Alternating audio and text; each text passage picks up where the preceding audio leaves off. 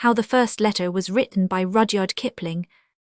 Once upon a most early time was a Neolithic man. He was not a Jute or an Angle or even a Dravidian, which he might well have been best beloved, but never mind why he was a primitive, and he lived cavily in a cave, and he wore very few clothes, and he couldn't read, and he couldn't write, and he didn't want to, and except when he was hungry he was quite happy. His name was Tegumai Bopsulai, and that means man who doesn't put his foot forward in a hurry, but we best beloved will call him Tegumai for short, and his wife's name was Teshumai Tuindrau, and that means lady wosk save minute questions, but we best beloved will call her Teshumai for short, and his little girl daughter's name was Tafamai Metalumai, and that means small person without niminus spanked, but I am going to call her Taffy, and she was Tegumai Bopsulai best beloved, and her own mummy's best beloved, and she was not spanked half as much as was good for her, and they were all three very happy. As soon as Taffy could run about she went everywhere with her daddy Tegumai, and sometimes they would not come home to the cave till they were hungry, and then Teshumai Tuindrau would say, "Where in the world have you two been to get so shocking dirty? Really, my Tegumai, you're no better than my Taffy. Now attend and listen."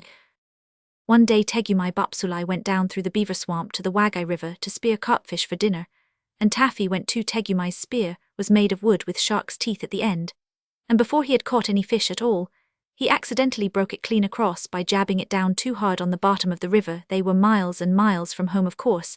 They had their lunch with them in a little bag, and Tegumai had forgotten to bring any extra spears. "Here's a pretty kettle of fish," said Tegumai. "It will take me half the day to mend this." "There's your big black spear at home," said Taffy. "Let me run back to the cave and ask Mummy to give it me." "It's too far for your little fat legs," said Tegumai. "Besides, you might fall into the beaver swamp and be drowned. We must make the best of a bad job." He sat down and took out a little leather mendibag full of reindeersinews and strips of leather and lumps of beeswax and resin, and began to mend the spear. Taffy sat down too with her toes in the water and her chin in her hand, and thought very hard. Then she said, "I say, Daddy, it's an awful nuisance that you and I don't know how to write, isn't it? If we did we could send a message for the new spear." Taffy said, "Tegumai, how often have I told you not to use slang? Awful isn't a pretty word, but it could be a convenience now you mention it if we could write home." Just then a strangerman came along the river, but he belonged to a far tribe, the Tuaras, and he did not understand one word of Tegumai's language. He stood on the bank and smiled at Taffy, because he had a little girl daughter of his own at home. Tegumai drew a hank of deersinews from his mendibag and began to mend his spear. "Come here," said Taffy. "Do you know where my mummy lives?" And the strangerman said, being, as you know, a Tuara." "Silly," said Taffy, and she stamped her foot, because she saw a shoal of very big carp going up the river, just when her daddy couldn't use his spear. "Don't bother, grown-up," said Tegumai, so busy with his spear mending that he did not turn round. "I aren't," said Taffy. "I only want him to do what I want him to do, and he won't understand." "Then don't bother me," said Tegumai, and he went on pulling and straining at the deersinews with his mouth full of loose ends. The strangerman, a genuine Tuara, he sat down on the grass, and Taffy showed him what her daddy was doing. The strangerman thought, "This is a very wonderful child. She stamps her foot at me, and she makes faces. She must be the daughter of that noble chief who is so great that he won't take any notice of me." So he smiled more politely than ever. "Now," said Taffy, "I want you to go to my mummy, because your legs are longer than mine, and you won't fall into the beaver swamp, and ask for Daddy's other spear, the one with the black handle that hangs over our fireplace." The strangerman, and he was a Tuara, thought, "This is a very, very wonderful child. She waves her arms and she shouts at me, but I don't understand a word of what she says. But if I don't do what she wants, I greatly fear that haughty chief, Manaturnchus Backencollars, will be angry." He got up and twisted a big flat piece of bark off a birch tree and gave it to Taffy. He did this, best beloved, to show that his heart was as white as the birch bark, and that he meant no harm, but Taffy didn't quite understand.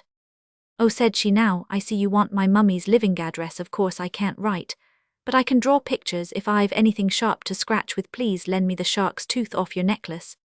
The strangerman, and he was a Tuara, didn't say anything, so Taffy put up her little hand and pulled at the beautiful bead and seed and shark-tooth necklace round his neck. The strangerman, and he was a Tuara, thought, "This is a very, very, very wonderful child. The shark's tooth on my necklace is a magic shark's tooth, and I was always told that if anybody touched it without my leave, they would immediately swell up or burst. But this child doesn't swell up or burst, and that important chief Manwo Tenstrict Lido his business, who has not yet taken any notice of me, at all doesn't seem to be afraid that she will swell up or burst. I had better be more polite. So he gave Taffy the shark's tooth, and she lay down flat on her tummy with her legs in the air, like some people on the drawing-room floor when they want to draw pictures. And she said, "Now I'll draw you some beautiful pictures. You can look over my shoulder, but you mustn't joggle. First I'll draw Daddy fishing. It isn't very like him, but Mummy will know because I've drawn his spear, all broken. Well, now I'll draw the other spear, that he wants, the black-handled spear. It looks as if it was sticking in Daddy's back, but that's because the shark's tooth slipped, and this piece of bark isn't big enough. That's the spear I want you to fetch. So I'll draw a picture of me myself, splaining to you my hair doesn't stand up like I've drawn, but it's easier to draw that way. Now I'll draw you. I think you're a very nice really, but I can't make you pretty in the picture, so you mustn't be fended. Are you fended?" The strangerman, and he was a Tuara, smiled. He thought there must be a big battle going to be fought somewhere, and this extraordinary child who takes my magic shark's tooth, but who does not swell up or burst, is telling me to call all the great chief's tribe to help him. He is a great chief, or he would have noticed me. "Look," said Taffy, drawing very hard, and rather scratchily. "Now I've drawn you, and I've put the spear that Daddy wants into your hand, just to remind you that you're to bring it. Now I'll show you how to find my mummy's living address. You go along till you come to 2 trees, those are trees, and then you go over a hill, that's a hill, and then you come into a beaver swamp all full of beavers.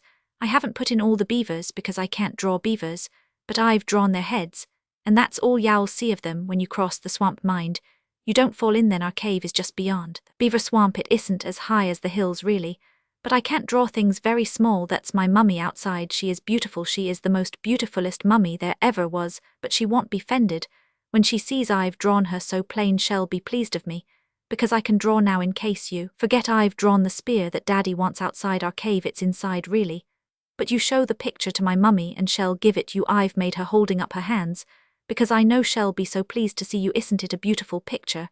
And do you quite understand, or shall I splain again?"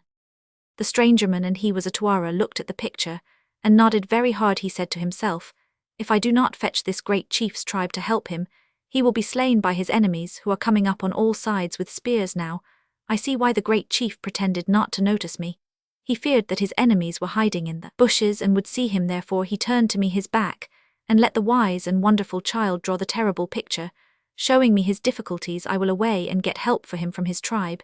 He did not even ask Taffy the road, but raced off into the bushes like the wind with the birch bark in his hand, and Taffy sat down most pleased.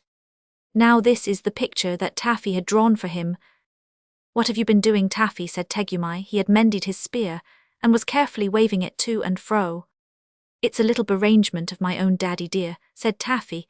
"If you won't ask me questions, you'll know all about it in a little time, and you'll be surprised. You don't know how surprised you'll be, Daddy. Promise you'll be surprised." "Very well," said Tegumai, and went on fishing.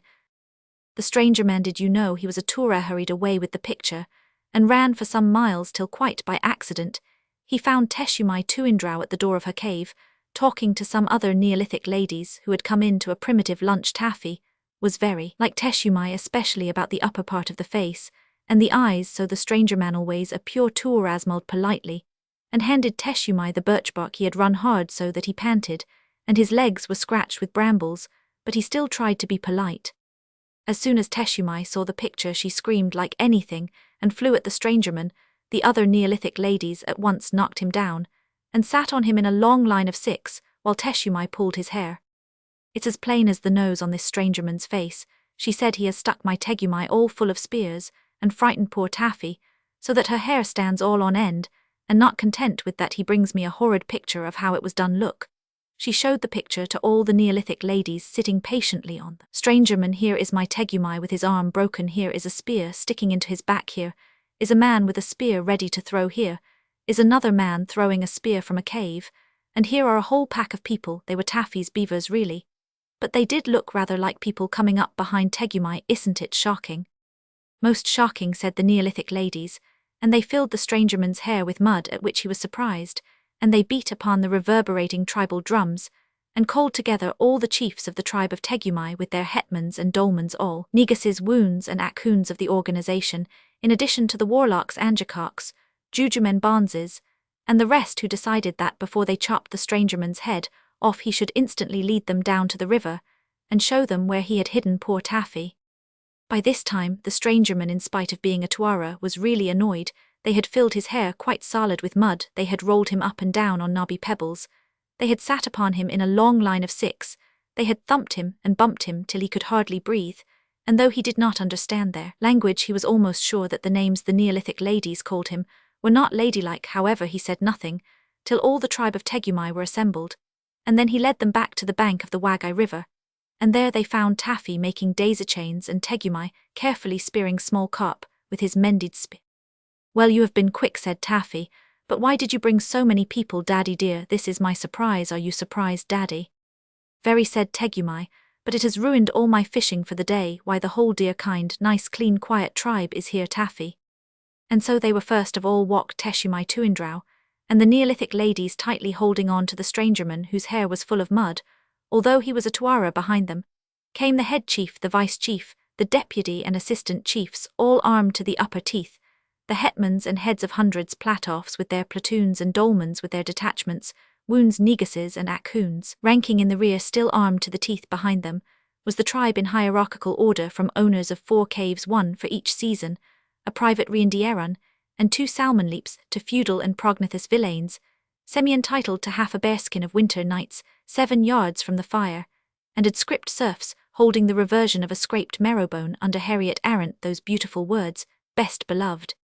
They were all there prancing and shouting, and they frightened every fish for 20 miles, and Tegumai thanked them in a fluid Neolithic oration. Then Teshumai Tuindrau ran down and kissed and hugged Taffy very much indeed, but the head chief of the tribe of Tegumai took Tegumai by the top-knot feathers and shook him severely. "Explain, explain, explain," cried all the tribe of Tegumai. "Goodness sakes alive," said Tegumai, "let go of my top-knot. Can't a man break his carp spear without the whole countryside descending on him? You're a very interfering people." "I don't believe you've brought my daddy's black-handled spear after all," said Taffy, "and what are you doing to my nice strangerman?" They were thumping him by 2s and 3s and 10s, till his eyes turned round and round. He could only gasp and point at Taffy. "Where are the bad people who speared you, my darling?" said Teshumai Tuindrau. "There weren't any," said Tegumai. "My only visitor this morning was the poor fellow that you are trying to choke. Aren't you well, or are you ill, O tribe of Tegumai? He came with a horrible picture," said the head chief, "a picture that showed you were full of spears." "P'raps I'd better explain that I gave him that picture," said Taffy, but she did not feel quite comfy. "You said the tribe of Tegumai all together. Small person with nominus were spanked you." "Taffy dear, I'm afraid we're in for a little trouble," said her daddy, and put his arm round her so she didn't care. "Explain, explain, explain," said the head chief of the tribe of Tegumai, and he hopped on 1 foot. "I wanted the strangerman to fetch daddy's spear, so I drawded it," said Taffy. "There wasn't lots of spears. There was only 1 spear. I drawded it 3 times to make sure. I couldn't help it looking as if it stuck into daddy's head. There wasn't room on the birch bark. And those things that mummy called bad people are my beavers. I drawded them to show him the way through the swamp, and I drawded mummy at the mouth of the cave looking pleased, because he is a nice strangerman. And I think you are just the stupidest people in the world," said Taffy. "He is a very nice man. Why have you filled his hair with mud? Wash him." Nobody said anything at all for a long time, till the head chief laughed, then the strangerman, who was at least a Tuara, laughed, then Tegumai laughed, till he fell down flat on the bank. Then all the tribe laughed more and worse, and louder. The only people who did not laugh were Teshumai Tuindrau, and all the Neolithic ladies. They were very polite to all their husbands, and said idiot ever so often. Then the head chief of the tribe of Tegumai cried, and said, and sang, "O small person without niminus spanked, you've hit upon a great invention." "I didn't intend to, I only wanted daddy's black-handled spear," said Taffy. "Never mind, it is a great invention, and some day men will call it writing. At present it is only pictures, and as we have seen today, pictures are not always properly understood. But a time will come, O babe of Tegumai, when we shall make lettersol 26 of Imand, when we shall be able to read as well as to write, and then we shall always say exactly what we mean without any mistakes. Let the Neolithic ladies wash the mud out of the stranger's hair." "I shall be glad of that," said Taffy, "because after all, though you've brought every single other spear in the tribe of Tegumai, you've forgotten my daddy's black-handled spear." Then the head chief cried and said, and sang, "Taffy dear, the next time you write a picture relator, you'd better send a man who can talk our language with it, to explain what it means. I don't mind it myself, because I am a head chief, but it's very bad for the rest of the tribe of Tegumai, and as you can see it surprises the stranger. Then they adopted the strangerman, a genuine Tuara of Tuor, into the tribe of Tegumai, because he was a gentleman, and did not make a fuss about the mud that the Neolithic ladies had put into his hair. But from that day to this, and I suppose it is all Taffy's fault, very few little girls have ever liked learning to read or write. Most of them prefer to draw pictures and play about with their daddies just like Taffy. There runs a road by Merrow down a grassy track. Today it is an hour out of Guildford town, above the river way it is. Here when they heard the horse bells ring, the ancient Britons dressed, and rode to watch the dark Phoenicians bring their goods along the western road. And here or hereabouts they met to hold their racial talks, and such to barter beads for Whitby jet and tin for gay shell talks and such. But long and long before that time, when bison used to roam on it, did Taffy and her daddy climb that down and had their home on it. Then beavers built in Broadstone Brook, and made a swamp where Bramley stands, and bears from Sheer would come and look for Taffamy where Shamley stands.